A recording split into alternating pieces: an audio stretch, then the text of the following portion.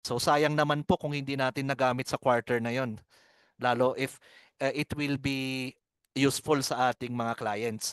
So 'di ba may corresponding 2307 po tayong marireceive supposedly upon recording this transaction.